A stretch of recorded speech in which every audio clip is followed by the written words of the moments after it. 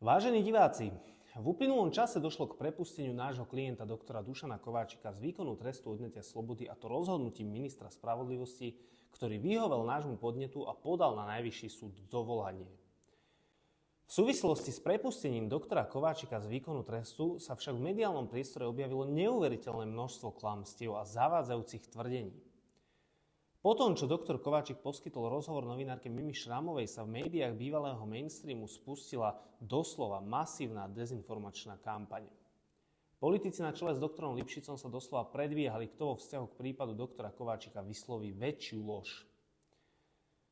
Chceme teda v krátkosti reagovať na klamstvá a zavádzajúce tvrdenia, ktoré v mediálnom priestore odzneli. Podľa tvrdenia pána Lipšica a iných vo veci doktora Kováčika vraj rozhodovalo až 17 sudcov. Nie, vo veci rozhodovala na prvom stupni jediná zaujatá samosudkyňa Pamela Záleská a o odvolaní rozhodoval nezákonne zložený trojčlenný senát. Žiadni iní sudcovia o vine a treste doktora Kováčika nerozhodovali. Všetci ostatní sudcovia, okrem Pamely Záleskej a senátu 5T Najvyššieho súdu, ktorým sa spis doktora Kováčika dostal do ruky, rozhodovali len o parciálnych otázkach, ktoré s vecou súviseli, ale nikdy komplexne nehodnotili ani skutkový, ani právny stav veci, a to nebolo ani ich úlohou. Sudcovia Ústavného súdu rozhodovali o veci doktora Kováčika opakovane na základe individuálnych ústavných sťažností doktora Kováčika. Ako príklad možno uviesť ústavnú sťažnosť proti rozhodnutiu senátu 5T Najvyššieho súdu, predmetom ktorej bolo porušenie práva doktora Kováčika na nezávislý a nestranný súd, keďže o ňom rozhodoval zaujatý sudca Kliment. Predmetom konania na ústavnom súde bolo teda v tomto prípade výlučne posúdenie zaujatosti sudcu Klimenta v konaní o väzbe doktora Kováčika. Ústavný súd nám dal za pravdu a skonštatoval zaujatosť sudcu Klimenta. Otázkou viny a trestu sa ústavný súd nezaoberal a ani nemohol. O vine a treste doktora Kováčika nerozhodovalo teda žiadnych 17 sudcov. Ide o číre zavádzanie verejnosti. Pokiaľ by sme my, obhajcovia, postupovali rovnako a chceli zavádzať verejnosť, zdôrazňovali by sme, že v konaní doktora Kováčika ústavný súd rozhodol dokonca dvakrát o tom, že v konaní doktora Kováčika bolo porušené jeho právo na spravodlivý súdny proces. Takéto tvrdenie je pravdivé, ale rovnako sa týkalo iba parciálnych otázok, ktoré posudzoval ústavný súd. Nešlo teda o posúdenie otázky viny a trestu. Pán Lipšic a ďalšie osoby teda doslova miešajú hrušky s jablkami a zavádzajú tým verejnosť. Ďalším klamstvom je tvrdenie, že doktora Kováčika usvedčili z korupcie jeho podriadení prokurátori. O korupcii žiaden z prokurátorov nevedel uviesť vôbec nič. Ich výpovede nie sú dôkazom proti doktorovi Kováčikovi vo veci korupcie. Prokurátori sa vyjadrovali k čiastkovým skutkovým otázkam, ktoré sa týkali prepustenia Ľubomíra Kudličku z väzby.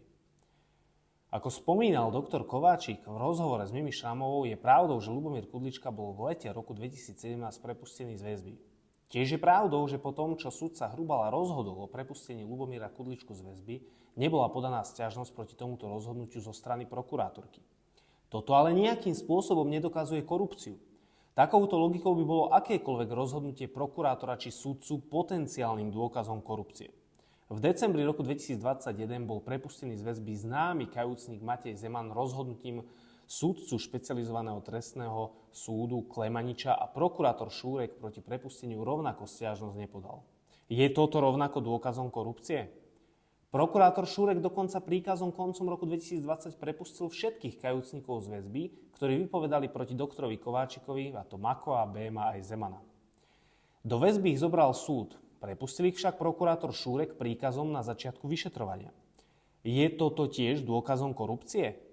Tvrdenie, že doktora Kováčika usvedčili podriadení prokurátori, nie je teda nič iné ako číre klamstvo. Je skutočne alarmujúce, pokiaľ sa k veci doktora Kováčika vyjadrujú politici a verejne činné osoby bez toho, aby mali elementárnu znalosť spisu. Náš 230-stranový podnet na podanie dovolania ministrovi spravodlivosti sme pritom opierali aj o rozhodnutie Ústavného súdu Slovenskej republiky, ktorý sa explicitne vyjadril, že v konaní na Najvyššom súde o dovolaní bude potrebné zaoberať sa otázkou neúplného zistenia skutkového stavu. Minister spravodlivosti má pritom právomoc podať dovolanie práve vo vzťahu k neúplnému zisteniu skutkového stavu, čo aj urobil. Podanie dovolania zo strany ministra spravodlivosti a prepustenie doktora Kováčika z výkonu trestu odňatia slobody bolo teda správnym, zákonným a logickým vyústením a nápravou nezákonného stavu. Dovolanie, ktoré bolo z našej strany podané na Najvyšší súd, má bez príloh viac ako 700 strán textu. Tento rozsah podaného dovolania zodpovedá množstve pochybení, ktorého sa sudcovia v konaní s doktorom Kováčikom dopustili. Rozumieme, že médiá bývalého hlavného prúdu, ktoré sa podielali na škandalizovaní doktora Kováčika, na sústavnom porušovaní prezumcie neviny doktora Kováčika, ako aj na bulvarizácii jeho trestného konania a šírení zavádzajúcich informácií o tomto konaní, tak budú tieto médiá škandalizovať aj prerušenie jeho výkonu trestu. Klamstvám a dezinformáciám, ktoré odznievajú v médiách bývalého hlavného prúdu, sa budeme venovať aj ďalej. Na teraz vám ďakujeme za pozornosť. Dovidenia.